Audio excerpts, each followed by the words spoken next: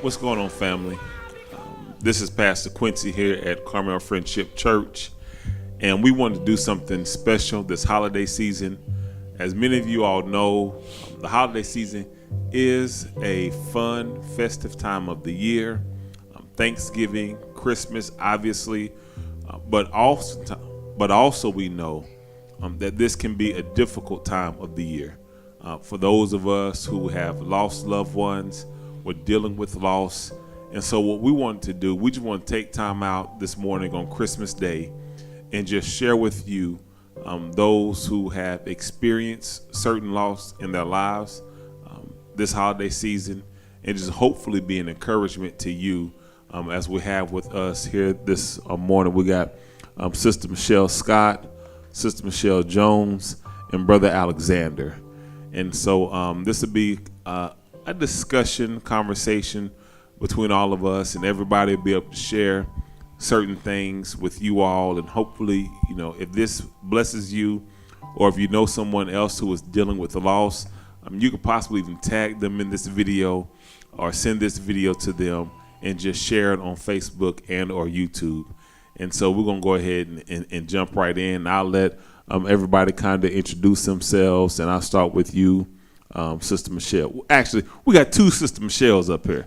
So I'll start with Sister Michelle number one. So go ahead, Sister Michelle. Thank you. I was married to Nick Scott for 38 years, and he was just a hard-working man. He had his own tech business, and he would just work, and help everybody till the end of the day, pass his hours. And I would always fuss at him, but he was always giving all his time, whatever anybody needed, their computer fixed, 10 o'clock at night, people calling, he will be there. And he was just a caring person and just always wanted to give everything till he was just beat. We would go walking, and there would be a homeless man, and he would just give them whatever he had. And he was just always like that. So that's just something I hold in my heart with him. Amen. Thank you. Sister Michelle Jones. Yes, good evening. Nate and I, Ms. Michelle Jones, Nate and I, we were married. We knew each other for 31 years, and we were together and got married for 30 years. Nate was a loving man, good father, good husband, funny. Yes, he was. If Nate would tell some jokes and have you cracking up, Cody and I, we've heard him multiple times. So if I heard him 100 times, I heard him 200 times, but I would always laugh. Funny, Nate was competitive. He was a competitive man. He loved to play games, all kinds of games, bid whist, Scrabble, any kind of card game. He was very, very competitive. He was a hard worker as well, and just stressed. And when we were raising our son Cody when he was younger, just to stress how important it is to work hard. The rewards will come back to you. In education, he was a big believer in education. Stressed how important that was, because that would be your ticket in life, he felt. And a lot of other things I can say about Nate, and miss him, and that's what I can share right now in my heart. Okay. And then we have Brother Robert Alexander. And so funny story, because we had the same barber. Yes. And you actually came on a Saturday, but I'm not going to steal his thunder. I'll let him share for himself. So you go ahead and speak, Brother Alexander. Good evening. Diane and I met Diane a long time ago. I met her in 1963. Wow. In 1965, we got married. So we were married 55 years this year. And that whole 55 years was a continual marital experiment. we were like oil and water, but we were good for each other. Yeah. Diane was very, very outgoing, and she would love to talk to anybody. Yeah. And a couple of times she almost, I couldn't believe, for instance, we were down in somewhere in Georgia, stopped at a little gas station. Mm-hmm. There's a guy sitting in a rocking chair, old. She walks up to him and she starts a conversation. I said, "Come on, let's get out of here." This was like, I mean, we're in the middle of nowhere. I don't know who this guy is. She doesn't know who he is, but she's out there running her mouth. Uh-huh. But she was just that type of person. She always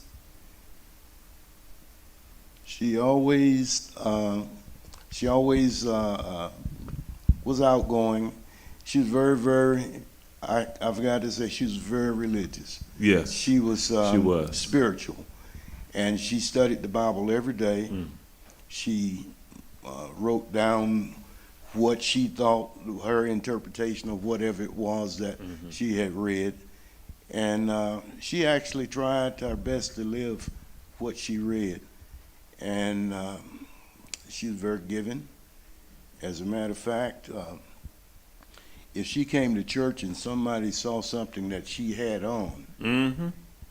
and said they liked it, Mm-hmm. the next week she gave it to them. Yeah. And she gave purses away. Yes, she did. I mean, Earrings. earrings, all kinds of things. And so all I can say is that I thank the Lord for the 55 years we had married together. Amen. And that's about it. It's funny because 55 years, that's I'm only 41. And so you guys to share and to hear that you all met in the 60s and had that much life together is a blessing. And I wanted to ask you guys because when I lost my mother, it's funny because my fondest memory of my mother is a whooping that she gave me on Halloween when I was because I never will forget. I was trick or treating. She said, "Be back by 8:00," and that's what. And she said, and she set the boundary. Don't go past this mark. And it was like 7:59. It was 7 something, close to 8. And I saw another group of my friends, and they were at that boundary mark. And I said, you know what? I might as well go. And so I joined with them, and then before I said, well, it's 9:00 now. I'm already in trouble. And then I said, well, it's 10. I'm already in trouble. And the rationale in my head was, I said, well, there's not going to be much of a difference between the 9:00 whooping and the 10:00 whooping.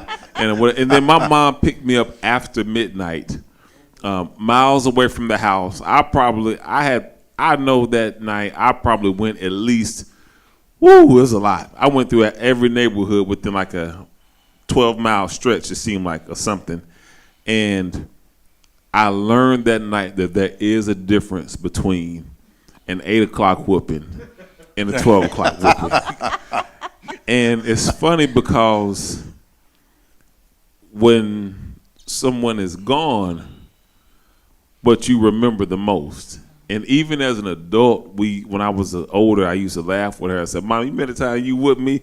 She said, "Yeah, I remember that time I whipped you." And then it's like, we laughed about it. And it's funny that something like that sticks with me, and then that we were able to revisit and laugh about it as an adult. But I'll start with you, Sister Michelle Scott. What is one of your fondest memories, Brother Scott? Well, what I said earlier, it's just how much he gives and his patience with me and just being supportive. I had to take a move down here for my job. We were separated for a while, commuting back and forth. he really didn't want me to go, but he knew I wanted to be with this job to finish out retirement, and he was just so supportive and just, dealing with it all and being patient. And it was the second time we did this.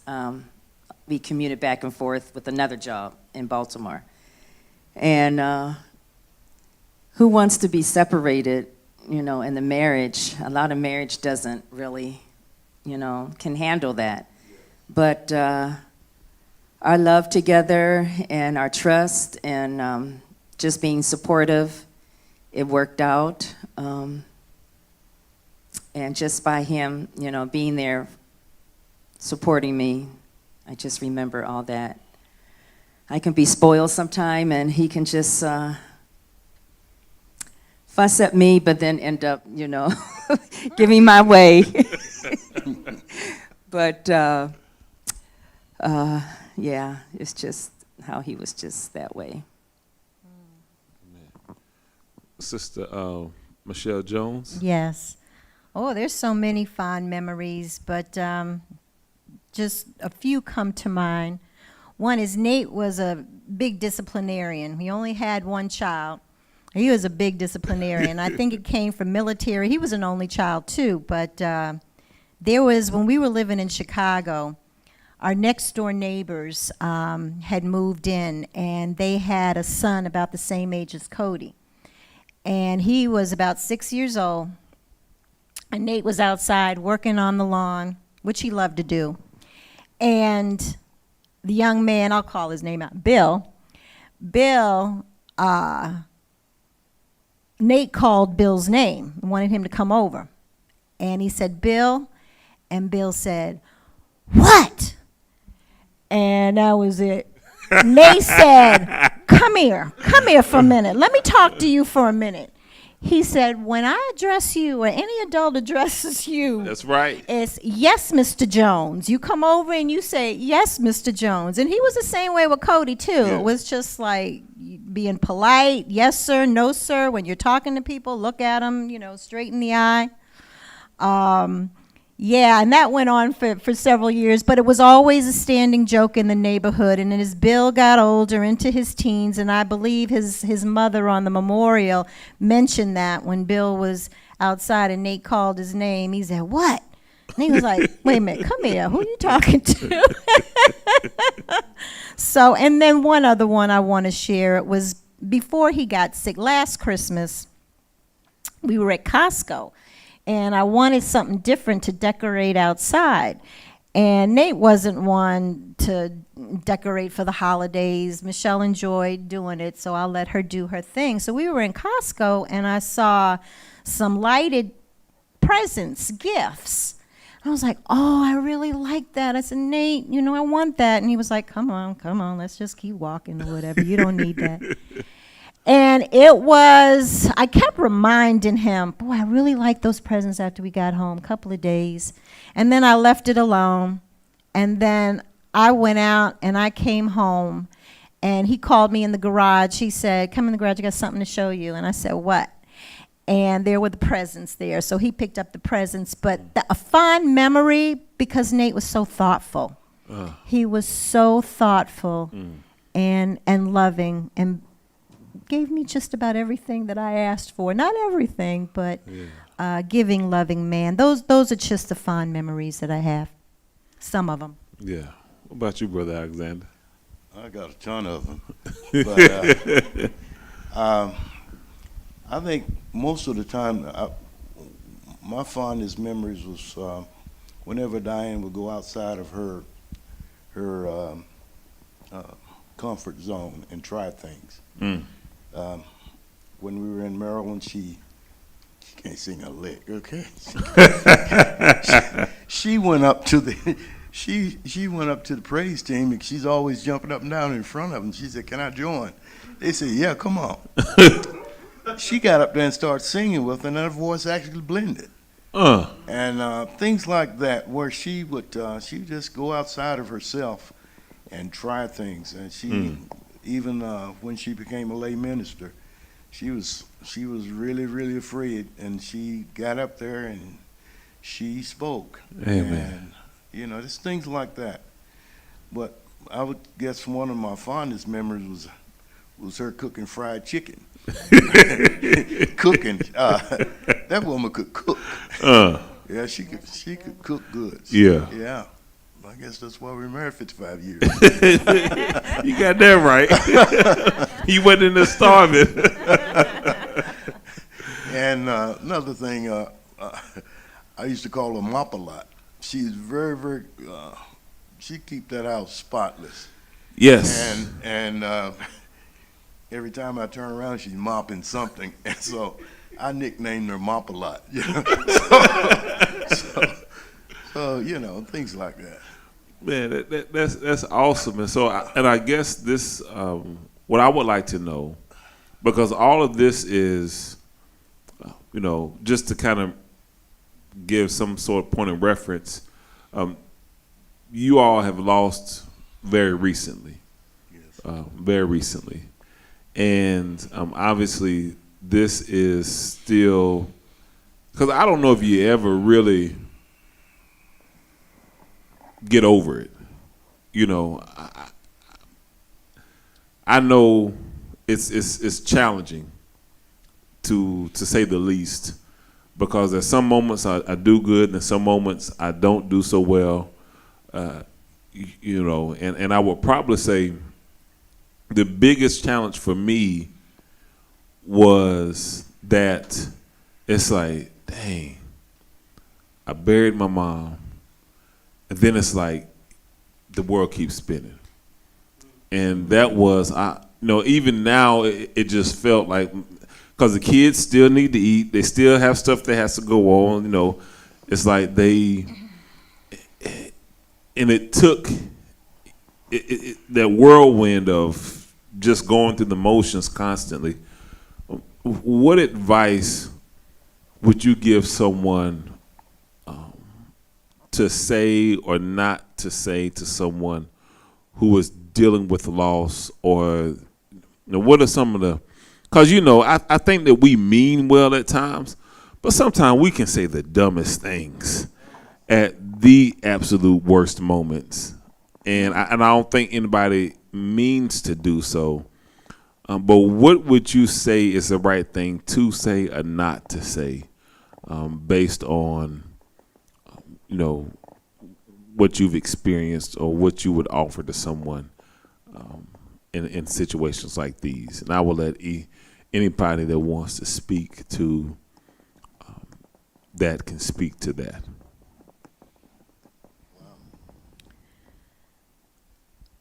Just one thing comes to mind. And again, like you said, Pastor Q, they all mean well. Yeah. Nothing is meant to upset you, or it's all the condolences and support people. I know they mean well. But the one thing, and I'm guilty of doing this as well, before Nate passed away, and I would have friends or whatever that passed away, people would say, well, he's in a better place. Yeah. And that doesn't make me feel better. And as I said, I'm guilty I've done that many times before too. You just don't want to hear that he's in a better place. I know he's in a better place, but I don't want him in that place. I want him here. Yeah. I want him here. I want him here, and I want him here with me now. What can you say? I really don't know what you can say. It's hard. It's Yes. hard. It's very, very difficult to find the words to tell a friend or whoever, a colleague that has gone through a loss, words that are comforting. What I say is, I'm praying for you. Mm-hmm. I've prayed for your loss, and you will get through this. Mm-hmm. You will get through this. It takes time. They say time heals all hurts and wounds, but I don't think, maybe for some, not for me. I lost my mother and father 40 years ago, mm-hmm. and it was in December, and I still, to this day, Even before Nate passed away, when we were together, Christmas morning, I would have to have my time, Yeah. my devotion with them 40 years later. So, yeah, the healing process is always going to be there. It never goes away. At least for me, it hasn't. It gets a little bit easier, Yeah. but it doesn't go away. Yeah. Yeah, I'm tired of hearing, oh, it's going to get better. As Michelle was saying, as the months go, you just have to get busy. You just have to move on. Well, that's not always Yeah. easy for someone to say that, and especially they haven't really lost their spouse. Your spouse is with you. These are people telling me, oh, you'll meet somebody. Maybe, maybe not. I'm not thinking about meeting anybody. I'm not thinking about, anything like that. Why do they want me to rush and replace my husband of 38 years? Yeah.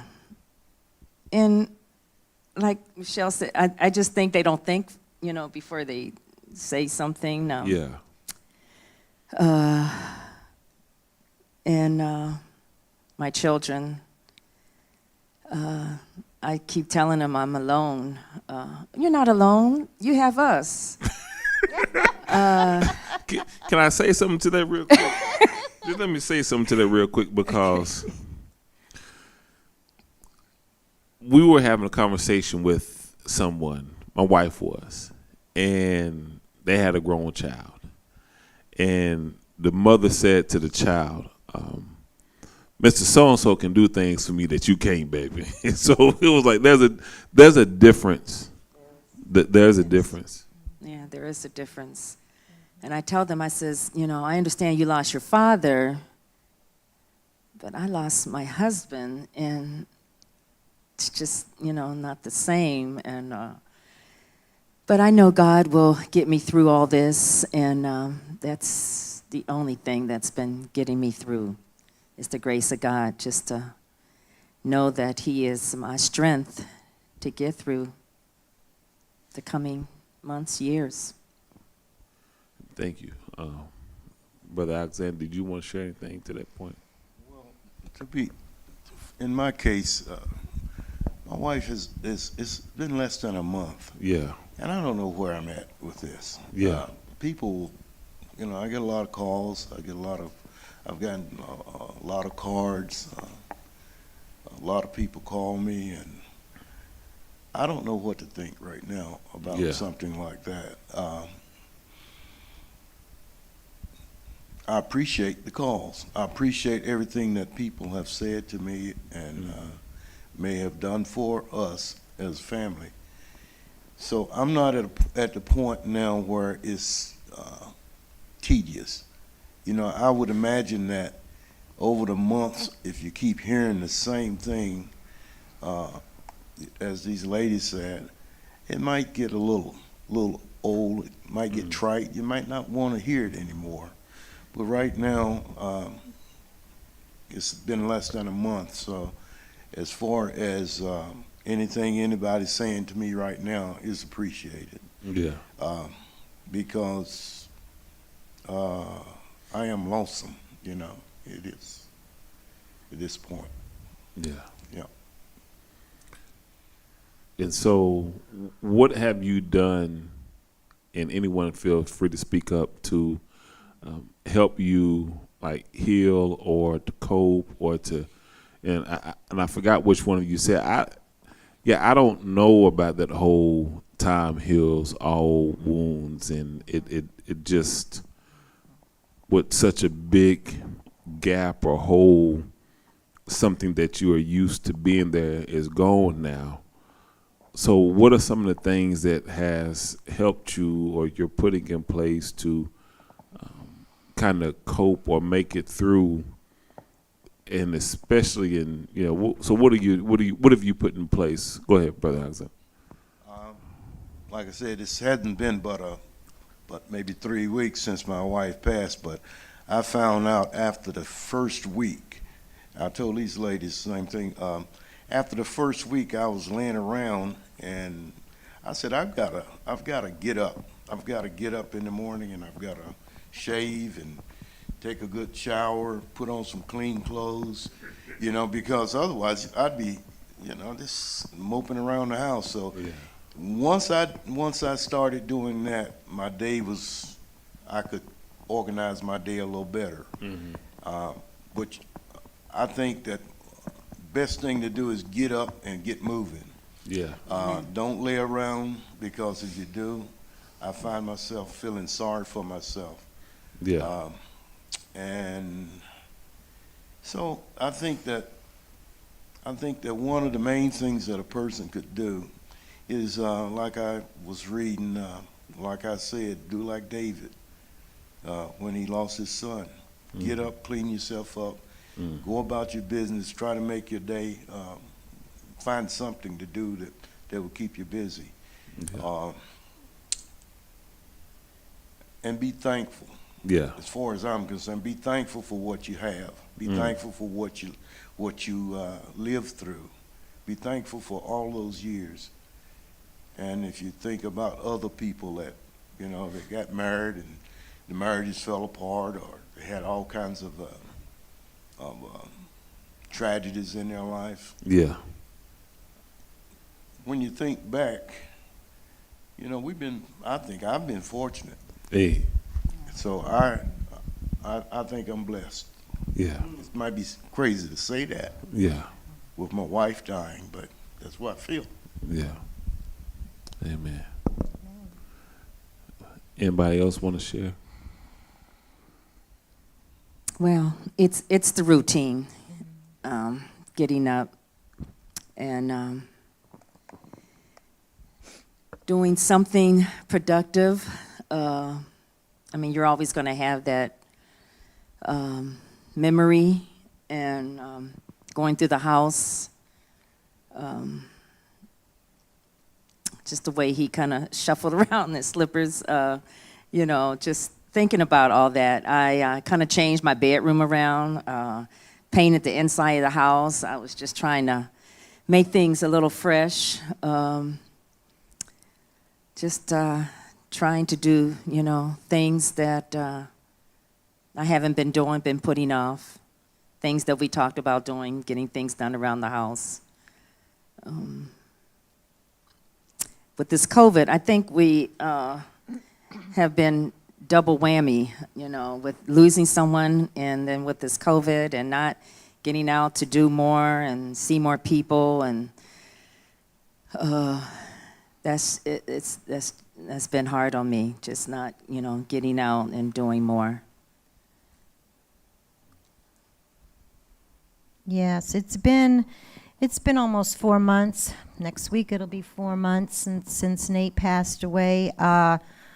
When he first passed away, I was alone. My son was down when he did pass away. We were together, and then he went back to Chicago a week later, and then eventually he drove down to stay with me. He's still here. What I did when I was alone and how I coped, it may sound a little bit kind of weird, but what I would do at night when it was time to go to bed and I got in bed, I would spray his cologne on a pillow. That gave me comfort. The other thing I did was I saved all his, I don't delete voicemails too much, so I went back and I had a lot of his voice messages. And I said, because I wanted to hear his voice. So I play them back several times. I still, to this day, not as much, but I play them back. One thing that I do know that I would like to do, people have suggested it, and I think it's an excellent idea, is counseling. I haven't tried it yet, but I think after the first of the year I will. I'm one of those individuals that think, I'm okay, I'm strong. I do believe I am strong, but not as strong as I think I am. So I'm going to try counseling. I'm really going to try counseling, give it a try.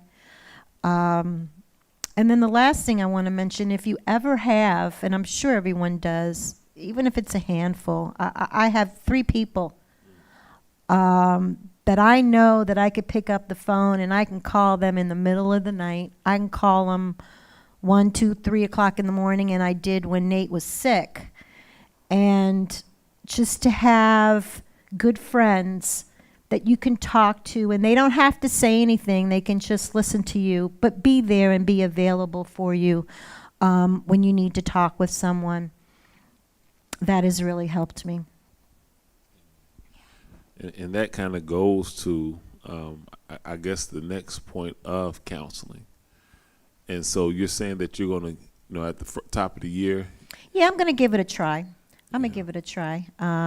There are 2 individuals that have tried counseling and recommend it. I've had people also recommend. Michelle, have you tried or thought about counseling? And honestly, the hospice organization constantly reaches out to me, which is a good thing because that's what they do. And they have reached out to me, and I'd put it aside. I really don't need it, but I did save the information. I didn't throw it away. So I will after the first of the year. Let me get through the holidays. Things start to settle down, and I'll give it a try. I suggested, Michelle. We talked about it. I did a one-on-one through my job, and it was okay. I felt like I was on the spot too much, me doing all the talking. And I don't like to be the only one talking. So I said, well, let me look up for the group. And the group through hospice, after they called me 3 or 4 times, and I said, oh, I'm okay. I'm fine. I'm okay. And they just kept calling. It's like, why do they keep calling? All right, maybe I'll try it out. And I couldn't ask for a great group of people. I look forward every week to talk about our week, share stories, knowing that they're going through what I'm going through, instead of someone else there talking and telling me things that have no idea what I'm going through. There's people that lost their parents, people lost their spouses. So I do suggest it. Give it a try, because it is I consider myself strong too, but there's a certain point that you need some help.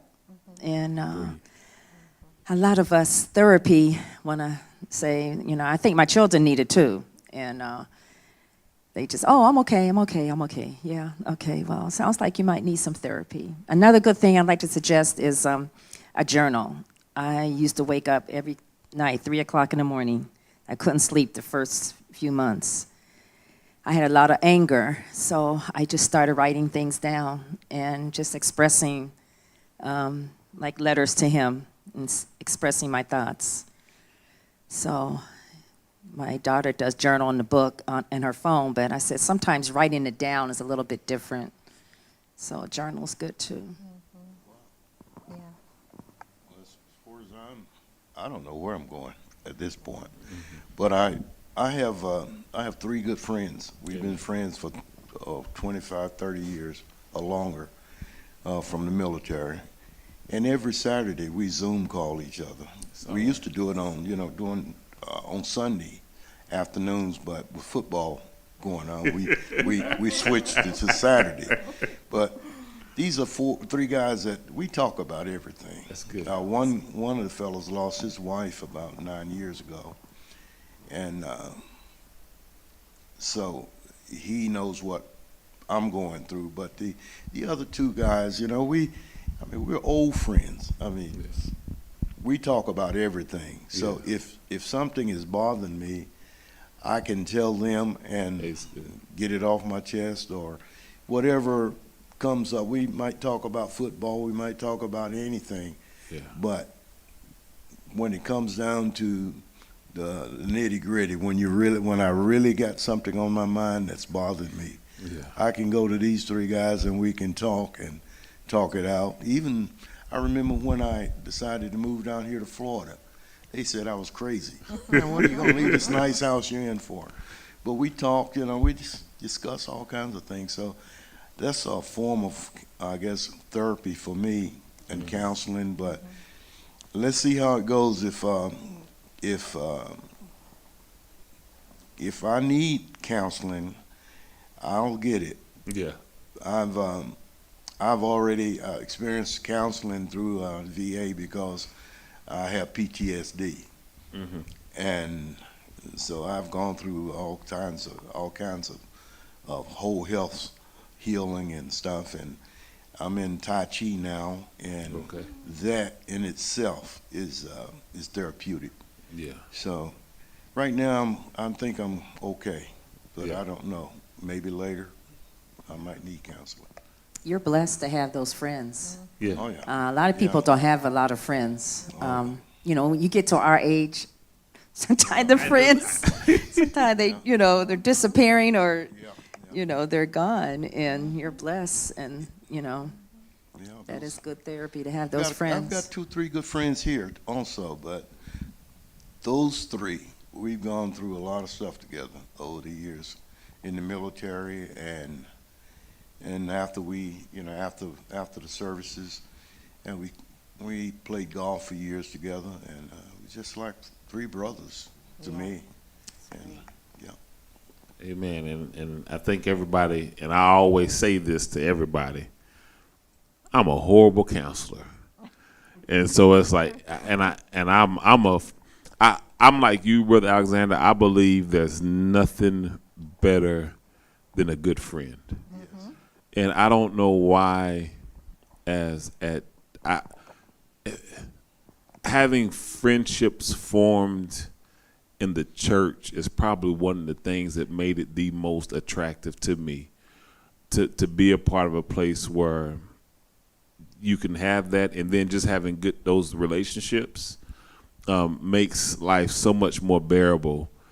And obviously, nowadays we live in this whole Facebook where, I'm talking about like real friends, like to the point where you say we can call somebody in the middle of the night, or that you can talk to about anything. Really does make a difference in that. And also along with the fact that sometimes people might need professional counseling.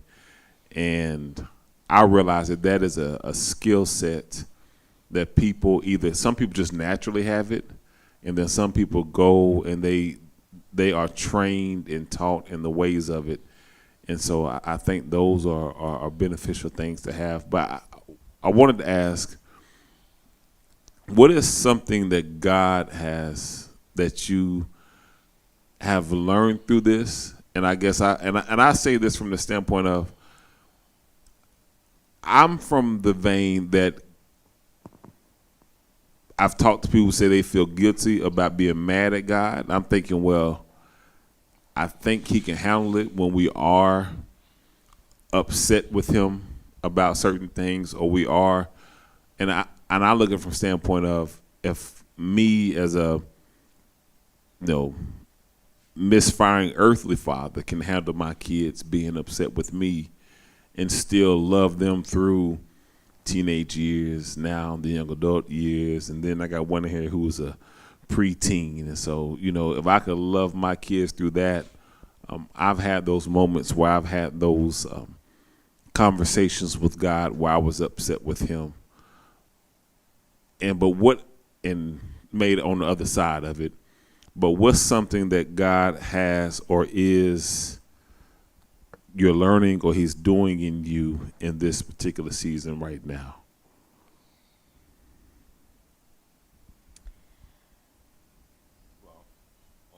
Oh, there's so many emotions that you go through during the grieving process, and I've been there. I was angry with God. Why did you take him? I wanted him here. He needs to be here with me. I know you were going to call us all. We're going to call us all home eventually, but it was too soon. Why did he get cancer? You pray, God, you heal. You go through all of those emotions, and you get upset with God, and then I come back down, and I dive into the Bible and certain passages that give me comfort. And I apologize to God. He understands, right? That we're all human. We have those emotions. And then I go through the emotion of, I was angry with Nate. Why'd you leave me? We were supposed to, we just moved down here to Wesley Chapel 3 years ago. We had so many years ahead of us to enjoy Florida. I don't know, Pastor. I really, God has shown through his grace and through his love and through his mercy that I'm always with you and I'll never leave you nor forsake you. He's always with me. That's what gets me through. The other thing that gets me through is, and I'm so thankful that when Nate was sick, Nate and I really dove into the Bible and we read it daily, multiple times a day. And that brought us closer as a couple to him and to God. And I continue that to this day, and I will continue in my devotions every morning and every evening. It's just like, Nate's laying in bed next to me and praying, and I speak with him, and the connection that Nate and I will always continue to have. It's, God has taught me, made me realize that he has a plan, and you can't change it. You can't change his plan. It's going to happen. But just knowing that he is there, God is there with me every single day, every moment, every waking moment. He's there with me. He's got me. He's going to get me through this. And just trusting and believing in him in that. That's really getting me through. That's really getting me through and drawing me closer to him. Amen. Brother Alexander, you were going to say something? It's hard to follow what she said. But like I said earlier, I learned a lot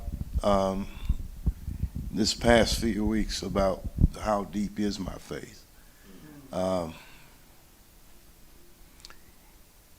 it's a good thing that I had read the Bible over the years, because as Michelle said, certain scriptures pop back out at you.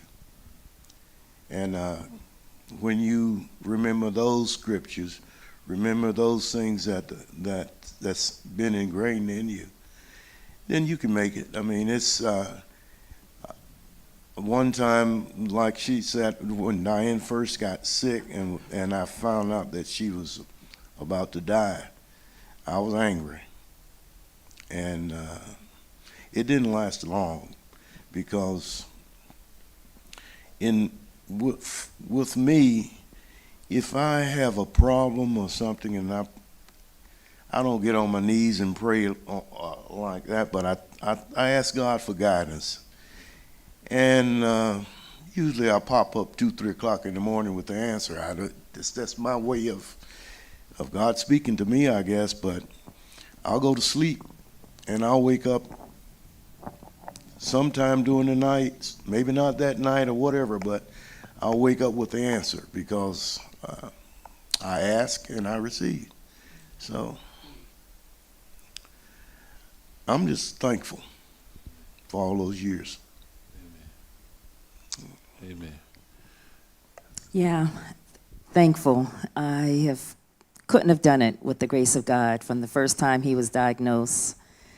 And I think he was getting me ready, getting me stronger for him, for me, going through all these doctor's appointments and treatments and working and taking care of him. And I know it was God. I mean, I was the only one down here. We didn't have the family, and he just kept me going stronger for him, for me. My kids will say, "Ma, how are you doing it?" I don't know. I just got to do it, and it's just the grace of God that was putting me through all that. And when we came to this church and visited, and he wasn't always keen to certain churches. He just really enjoyed it, and I had the faith, but then I kept doubting and having this doubt that, it's not working, and why are you letting this happen? And like Michelle said, it was too early. I think our stories are similar because we moved down here 3 years ago too, and bought this house, and no children anymore, just us, and having all the fun, and oh gosh, but it was just the grace of God. It's just, I don't know what else to say. It was just something that just really pulled me every day until now, still now. That he's just, has plan. I think he has, he put me in a situation to deal with it, and now I feel like I'm going to have another situation that he's going to, have plans for me, and I feel good things about it, and have the faith that things will get better. Pastor, can I just add? Go ahead. Just make another comment that this is a testimony. I just want to say, going back to friends and who you can call when you're grieving, testimony to this church, Carmel Friendship Church. If it wasn't for this church, I would have needed counseling a week after Nate passed away. This is such a loving, supportive family. Even before Nate passed away. That's just such a testament to the love that's in this church, and the friends that I had mentioned earlier that I could contact in the middle of the night. There's 2 of them in this church that I can do that. And that's only after 3 years, not even 3 years, maybe 2 years of developing a friendship. And, unfortunately, Michelle and Brother Robert here with us, that this particular situation has brought us closer together, mainly Sister Michelle and I, because when Nate was sick and when Nick was sick, we connected and gave each other's words of encouragement and prayer.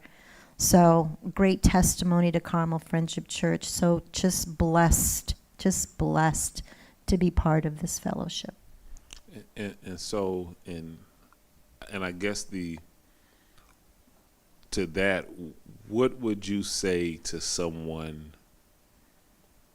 and I know this is still like fresh and processing to you guys, like at this time of year, during the Christmas, Thanksgiving, and everybody's talking about family, and what would you say to someone who is feeling that right now? Because I'm telling you, it is so funny, the things that stick to you.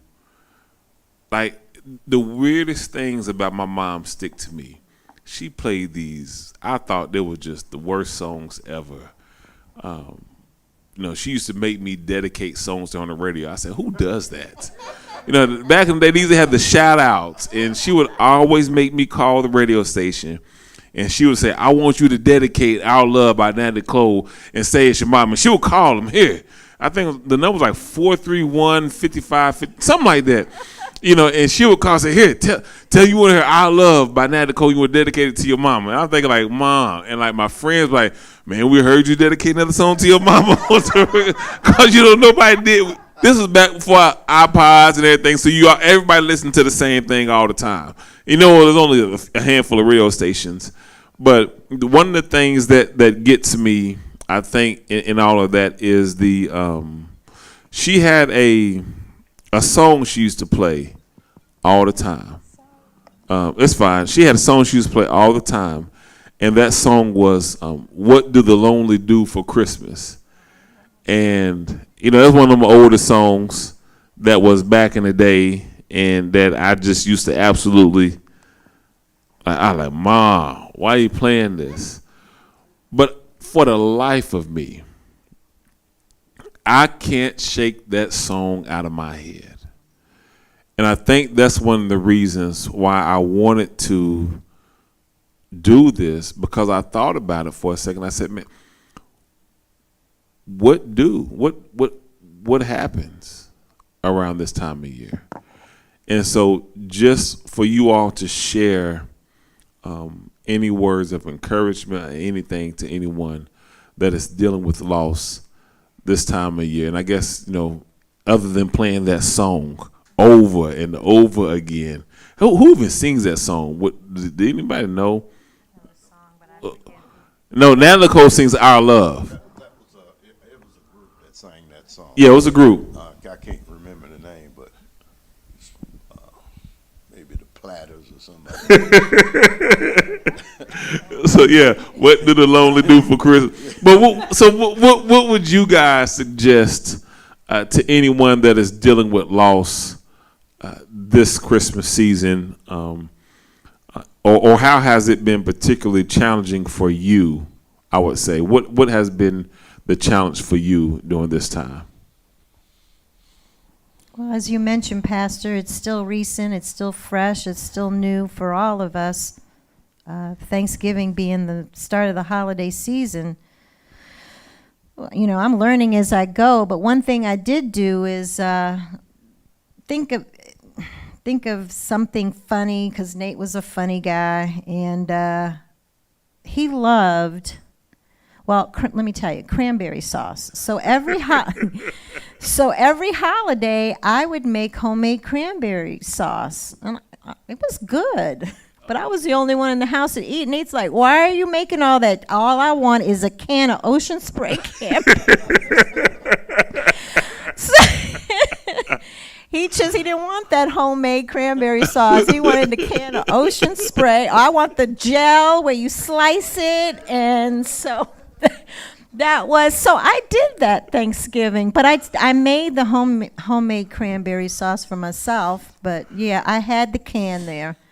What can I say? I don't know. I'm learning as I go. Got to get through the Christmas holiday. Thank God, our son is here, and he was here Thanksgiving. Yeah. Just, I really don't have any advice right now, Pastor, because I'm going through it as well. It's fresh. It's new. We'll have to see. Yeah. We'll have to see. I think this is the time of year where family really becomes important. Yeah. I have children, and so I'm going to spend Christmas at one of my daughters' homes. And she lives in Apollo Beach. Mm-hmm. So I'll spend Christmas there, and my other two daughters are trying to make me come to D.C. for New Year's. I'm not sure I want to do that, but yeah. I think that just for the holiday season, I think that my advice would be for people to start realizing that they better make the most of the time that they have with their loved ones, because you never know what might happen this time next year.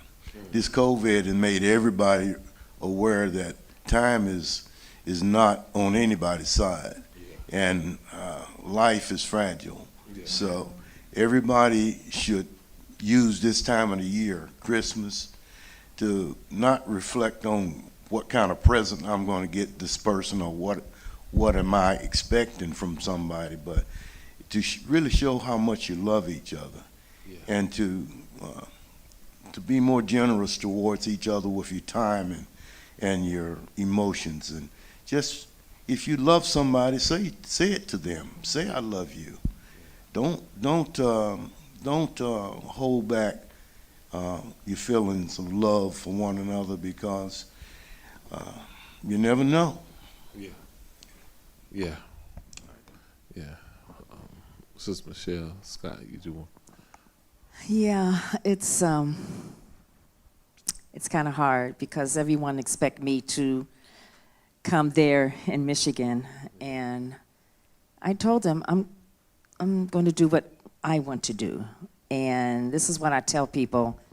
Don't have people tell you what you need to do or what you should. And I just need to be still. I need to meditate. I need to regroup. I need to just do nothing. And my mom, she was a little upset at first, but she understood. I have been back there a couple times. She's so used to me getting on the plane, just coming. I mean, like I get in the car, I would do that. And I said, Ma, I can't. I says, I need to pray. I need to just meditate.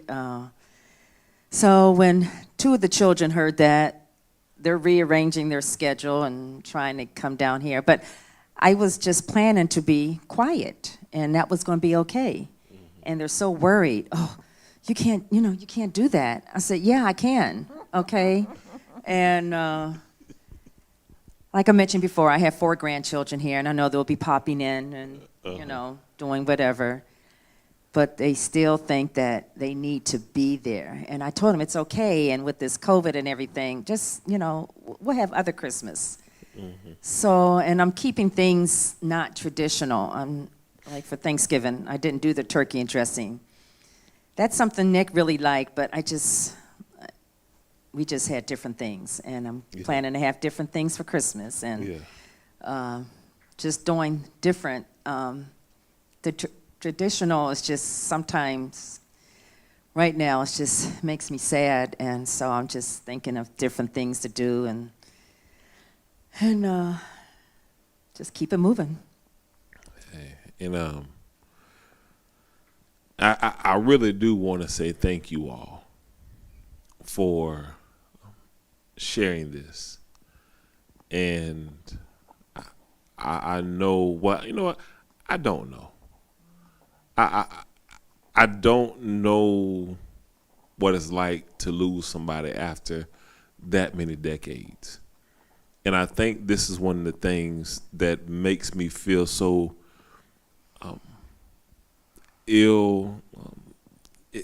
inadequate when it comes to pastoring something like this, because I mean, you and Sister Alexander were married just as long as I've been living, longer than I've been living. Yeah. Children are older than me. And so, and what I wanted to be able to do is offer perspective to people that are going through things, that are dealing with things, that are struggling. And I think that you guys' willingness to share helps to shed light on certain things and to encourage people that are dealing with loss and pain in moments like this to be an encouragement and to speak up. And so I just want to say thank you all for coming out and doing this. And I know that y'all could have been anywhere else, and doing anything else.